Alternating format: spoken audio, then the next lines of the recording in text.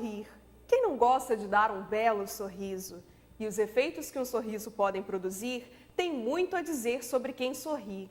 Fato é que algumas pessoas evitam sorrir por problemas dentários, principalmente a falta de dentes. A implantodontia tem evoluído muito hoje.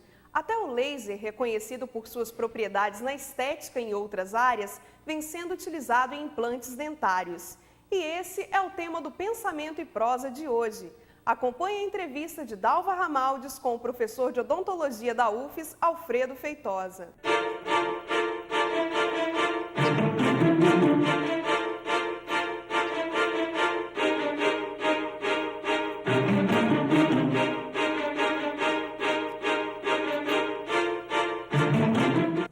Além da influência na autoestima, a perda dos dentes traz uma série de consequências para o paciente. Um dos resultados é o desequilíbrio da mordida, dor de cabeça, barulho nas articulações e movimentação dos dentes remanescentes. Mas é com Alfredo Feitosa, mestre em periodontia pela Universidade Federal do Rio de Janeiro e coordenador do Núcleo Geral de Periodontia, Pesquisa, Ensino e Extensão da UFES, que vamos conhecer melhor os recursos e as indicações em implantodontia. Alfredo, nós podemos considerar a implantodontia uma ciência? Sim. A implantodontia foi desenvolvida nos idos dos anos 60 e, como ciência, ela foi apresentada ao mundo num congresso em Chicago, em 1982, pelo sueco médico, ortopedista, especialista em microcirculação, chamado Per Ingvar Brånemark, que hoje deu a satisfação de estar morando na cidade brasileira de maior pesquisa na área de odontologia, Bauru, estado de São Paulo. A laserterapia, doutor Alfredo, tem sido usada na área de odontologia para diversos fins. E eu gostaria de saber que benefícios especificamente a laserterapia traz para a implantodontia.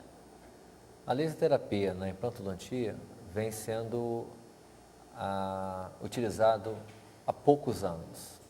Na verdade, o estudo da laserterapia na implantodontia, a nível de Brasil, podemos dizer que ela está em torno de 5 anos, no máximo 8 anos. Bastante nova, né? Bastante nova, e os grupos que o mais desenvolvem são os grupos que estão sediados na cidade de São Paulo, no estado de São Paulo. E quais são as principais propriedades do laser na implantodontia? Que benefícios que ele traz? Um dos grandes resultados clínicos é a questão da redução do edema pós-cirúrgico. Isso é fantástico porque nos procedimentos cirúrgicos normais da cavidade bucal, sempre há um desconforto, há um edema que se forma, um inchaço, né? E com a aplicação da laserterapia, o que se observa é a redução desse inchaço pós-imediata cirurgia. E a questão também da redução do sangramento. Esse é um outro dado importante que facilita também para o conforto do paciente no seu pós-cirúrgico. Uma outra pergunta. Hoje é possível nós falarmos em reabilitação oral total do paciente? Ensino, pesquisa e extensão da UFES. E o nosso tema de hoje é implante dentário. Agora vamos saber um pouquinho mais sobre os cursos dos tratamentos mais especializados, sobretudo em implantodontia. Alfredo, o acesso ao tratamento odontológico ainda é uma questão complicada no nosso país, mesmo para os tratamentos mais ordinários ou comuns. É possível reverter este quadro e qual o papel que as universidades têm nesta possibilidade? A resposta é sim. E quais as vantagens, Alfredo, do implante sob próteses móveis? Este é um assunto que eu gosto de falar, a questão das vantagens.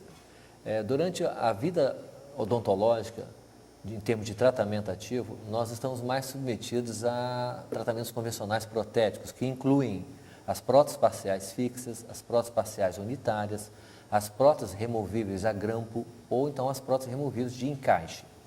Hoje, com o advento da implantodontia, nós podemos estar substituindo essas próteses convencionais por sistemas de instalação de implantes modernos. Existem várias companhias mundiais e até nacionais de bom nome, de boa origem, com produtos de excelente qualidade, com ISO 9000, etc., e que podem estar disponibilizando um sistema mais fácil para o indivíduo mutilado parcial ou total. Então, hoje, uma das principais vantagens é você lembrar que você pode tirar aquela prótese total, aquela chamada dentadura, ou aquela prótese parcial, aquele rote, e estar trabalhando com dentes unitários ou próteses sobre implantes. Isso vai te dar um conforto muito melhor em termos de estética, de função, mastigação, fonação e, além de tudo, superando a sua autoestima. Quer dizer que o efeito não é meramente estético, há indicações de implante em termos de funcionalidade. Exatamente. O efeito, além do efeito estético, que é uma parcela um pouco mais sofisticada das próteses sobre implantes, porque a implantodontia, ela, na verdade, o seu planejamento, ela começa pela prótese. A prótese determina o número de implantes, as posições tridimensionais dos implantes nas arcadas, para que então, após a instalação pelo cirurgião dentista, pelo o próprio cirurgião o periodontista, ou bucomaxilo, ou o próprio implantodontista, ele possa ter agora, com o planejamento protético, ele posicionar os implantes para levar a uma condição estética, do ponto de vista de tecido mole, de gengiva, e do ponto de vista de estético, de cor de dente, tamanho da coroa do dente, formato entre os dentes, em função da idade, do tipo de lábio, do tipo de rosto, do tipo de cabelo. Então, a questão estética, ela representa uma reflexão de dentro para fora, mas também de fora para dentro. Agora, mas em que casos o implante pode ser usado? Os implantes podem ser instalados em casos, perdas de um dente, ou seja, perdas unitárias. Você pode perder um dente, tá? Instalar um implante naquela região que você perdeu. Você pode ter outros dentes perdidos na mandíbula ou na maxila, também você pode colocar vários implantes ou grupos de implantes e sobre esses implantes você instalar coroas unitárias, coroas protéticas, artificialmente protéticas em metalocerâmica ou totalmente em cerâmica, e você pode também fazer próteses apoiadas em 2 implantes, ou 3, ou 4, ou 5, ou 6 implantes. Esta é uma outra opção para alguns casos mais avançados de perdas ósseas maxilares. Agora, há pacientes com contraindicações para implante, tipo assim, alguma doença que impossibilite esse tipo de procedimento? Existem pacientes contraindicados e esta questão da contraindicação é fundamental. Um dos exemplos de contraindicação são pacientes que são portadores de algumas infecções sistêmicas, algumas doenças sistêmicas não controladas. Esses aí requerem parcimônia, requerem uma abordagem mais acurada, requerem um exame clínico mais bem apurado, exame radiológico complementar bem apurado, junto com uma boa equipe médica para poder fornecer um laudo de risco cirúrgico. Então, esses pacientes do tipo diabetes não controlados, até mesmo os pacientes que nós chamamos de tabagistas, fumadores, considerados aqueles fumadores acima de 40 cigarros por dia, é uma complicação, porque o fumo leva um problema na questão da oxigenação dos tecidos e a gengiva precisa desse oxigênio.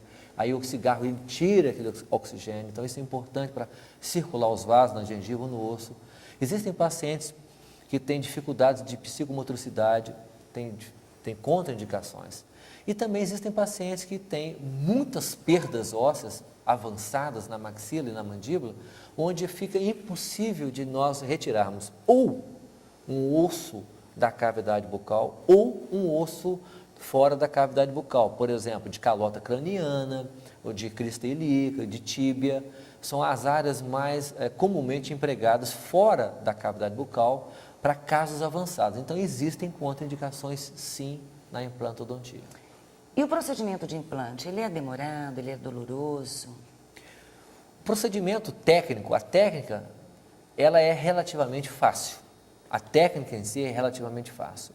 Há uma necessidade de se ter um conhecimento prévio, um treinamento laboratorial protético, um treinamento laboratorial de incisão e suturas, um treinamento específico em clínica cirúrgica simples, média e avançada, além dos requisitos finais de confecção da prótese sobre o implante, a instalação desta prótese sobre o implante e toda a formatação do desenho dela. Então, o profissional que pretende ser candidato a ser um implantodontista, ele precisa entender que a formação dele é um tempo maior, porque a instalação ela é simplesmente um ato cirúrgico e todo ato cirúrgico ela representa um risco.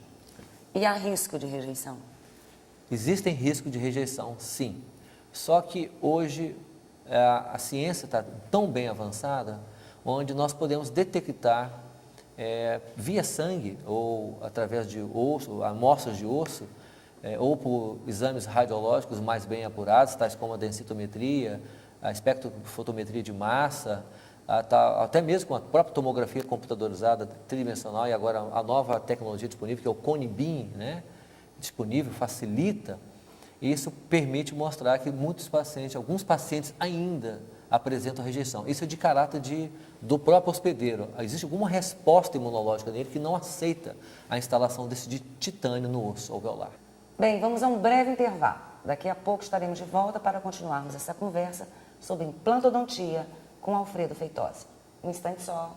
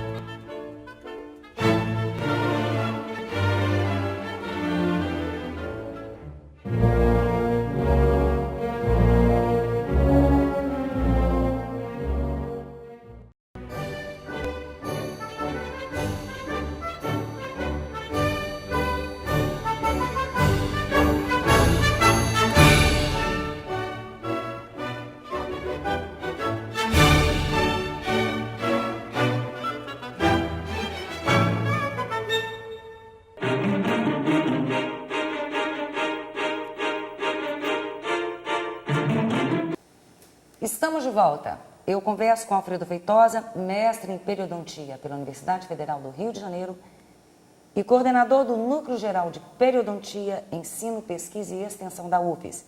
E o nosso tema de hoje é implante dentário. Agora vamos saber um pouquinho mais sobre os custos dos tratamentos mais especializados, sobretudo em implantodontia. Alfredo, o acesso ao tratamento odontológico ainda é uma questão complicada no nosso país, mesmo para os tratamentos mais ordinários ou comuns. É possível reverter este quadro e qual o papel que as universidades têm nesta possibilidade? A resposta é sim, é possível reverter o quadro, sim. Isso depende de uma política de saúde pública bucal bem qualificada, bem estruturada, bem organizada, sendo uma política responsável. Nenhum país do mundo hoje, onde domina essa tecnologia, a implantodontia ela é uma forma colocada para o público, pelo cidadão, devidamente montada. Você tem um custo sobre isso. Mas é possível fazer algumas coisas, e algumas coisas já têm sido feitas aqui no Brasil também, seguindo um modelo escandinavo. O primeiro modelo que tem sido colocado foi agora a nível privado, em Bauru, pelo próprio Dr. Per Ingvar Brandemark, junto com o Dr. Laércio Vasconcelos, de São Paulo. As próprias associações de classe brasileira de odontologia também têm contribuído significativamente no sentido de oferecer mais uma porta, mais uma abertura para os cidadãos brasileiros terem acesso a essa demanda tecnológica. E as universidades também têm respondido a isso. Algumas universidades federais, algumas privadas. Entre algumas privadas, posso citar a Universidade de São Paulo, em Ribeirão Preto, tem um belo programa, junto com o professor Arthur Belém Novaes, Júnior, e também posso citar a própria Unisa, onde tem o Dr. Wilson Sendic, que também tem um belo programa para atender esse tipo de circunstância pública. Demanda social. Essa demanda social. Ou seja, na verdade, é uma inclusão social em saúde bucal. Com não é? certeza. E, modestamente, a nossa Universidade Federal do Espírito Santo construiu um modelo há cerca de 6 anos atrás, pensando numa possibilidade de dar ao cidadão capixaba, ou aquele que reside aqui provisoriamente ou temporariamente, né, de ter uma porta pública federal para ele ter um acesso.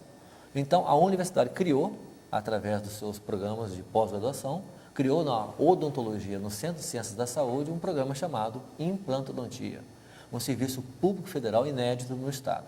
O programa é novo, tem suas limitações em termos de vagas, porque na odontologia só podemos ofertar num grupo de especialistas para ter esse programa ser bem atendido, só podemos ofertar 12 vagas para atender uma legislação do Conselho Federal de Odontologia. E geralmente o treinamento para esse curso, são 32 meses, e a universidade, pela legislação, só pode ser oficialmente por 24 meses, o que também reduz o quê? A número de pessoas terem acesso a esse tipo de programa. Agora, por que, Alfredo, os tratamentos dentários ainda são tão onerosos para os pacientes no Brasil? Esta é uma razão. Ou não é uma realidade só do Brasil? Olha, existem dois lados. Tanto no Brasil como fora, o tratamento odontológico é caro.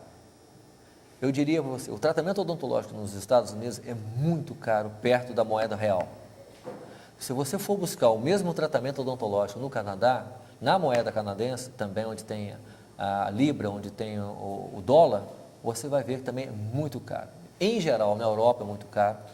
Alguns países da Europa, inclusive, têm pouco acesso da odontologia, como tem a formação do projeto acadêmico da odontologia brasileira americana. Ou seja, em alguns países da Europa, você só é odontólogo se você fizer primeiro medicina, você faz medicina 6 anos e depois mais 2 anos em odontologia dentro da medicina. E esses 2 anos não são suficientes para contemplar todo o programa de treinamento clínico profissionalizante da odontologia. Então ele é caro, e no Brasil é caro sim, porque 90% do material empregado em odontologia é importado, é de origem estrangeira. 10 a 20% nós estamos conseguindo no Brasil ter as empresas fomentando a odontologia nacional. Professor, hoje nós vemos vários consultórios e clínicas anunciando procedimentos de implantes. Nós observamos que a técnica se difundiu e consegue garantir a qualidade do atendimento de grande parte dos profissionais do Estado. Ou o paciente deve ter cautela em se informar melhor sobre a habilitação do profissional. Uma ótima pergunta, e a resposta tem que ser bem com cautela. E eu tomo a liberdade para dizer que o cidadão deve buscar informações sobre a competência do profissional, saber se aquela habilidade que o profissional apresenta ao mercado, ele está realmente construída. E essa construção dessa habilidade é uma demanda que leva um treinamento muito rigoroso. Para nós equipararmos a odontologia nacional com a odontologia mundial, nós precisamos ter profissionais extremamente qualificados. Então, minha sugestão, busque informação sobre o tipo de profissional, o tipo de clínica, porque você pode encontrar problemas e, às vezes, fica muito difícil para resolver o problema de problemas. Às vezes, aquele problema já não tem mais solução. E o fim é trágico. Que formação mínima deve ter um profissional para considerar-se especializado em implantodontia? No mínimo, o ideal seria, essa é a prerrogativa minha, que eu defendo a nível nacional, o ideal seria ele ser pós-graduado e não ele ter uma educação continuada em nível de atualização ou aperfeiçoamento. Certo. Ele pode fazer, o cirurgião dentista, a lei garante, ele pode executar qualquer procedimento, mas nessa especialidade é interessante que ele precisa um pouquinho mais de qualificação, um pouco mais de carga horária, um pouco mais de conhecimento científico, um pouco mais de labutar sobre o indivíduo e conhecer a problemática toda do indivíduo. Então, ele pode até fazer, mas esta qualificação dele, ele vai perceber ao longo do tempo, ao longo da vida dele, que ele precisa se aperfeiçoar. E que riscos, professor, corre um paciente nas mãos de um profissional sem uma habilitação adequada? Os riscos são graves. Existem riscos de fraturas, essas fraturas podem levar a fraturas no osso da maxila, no osso da mandíbula. Existem os riscos de intervenção do próprio cidadão, levando o profissional ao comitê de ética, ao próprio Conselho Regional de Odontologia, levando ele à denúncia numa delegacia, levando a uma denúncia pública numa emissora de televisão, de jornal ou numa rádio. Existem vários tipos de risco. Então, o profissional, ele precisa conhecer bem toda a dinâmica do seu paciente para ele poder intervir com sucesso. Agora, por que grande parte dos profissionais de odontologia tem interesse em se anunciarem como especialistas em implantodontia? É um mercado promissor financeiramente? Sim. A implantodontia, ela carrega por trás dela uma imagem que foi construída nos anos 60, mas somente no final dos anos 70 é que essa imagem do cirurgião dentista dentro da implantodontia alcançou números significativos na mídia. Então, hoje, o anúncio num jornal ou numa revista específica de um implantodontista, então, quando se fala em implantodontista, significa que ele é pós-graduado, significa que ele tem um título. Então, isso aí atrai. É uma ciência, é uma profissão extremamente, onde garante recursos financeiros bons, comparados à odontologia em geral. Então, é uma odontologia promissora, eu diria assim, financeiramente é muito promissora, comparando com outras especialidades. Mas exige muito cuidado. O passo, quando você for dar o passo, passar daquela fronteira, você vai ver que o resultado pode ser o que uma faca, dois gumes. Ou você começa bem para terminar bem, porque se você começar no chamado moderado ou mais ou menos, você não vai terminar bem. Então, você vai estar fadado ao fracasso. E ficamos por aqui. Eu agradeço a participação do professor Alfredo Feitosa, mestre em implantodontia pela Universidade Federal do Rio de Janeiro e coordenador do Núcleo Geral de Periodontia, Pesquisa, Ensino e Extensão da UFS. E lembro, Pensamento e Prosa é o programa que leva o conhecimento científico até você. E te espero em nosso próximo encontro. Até lá!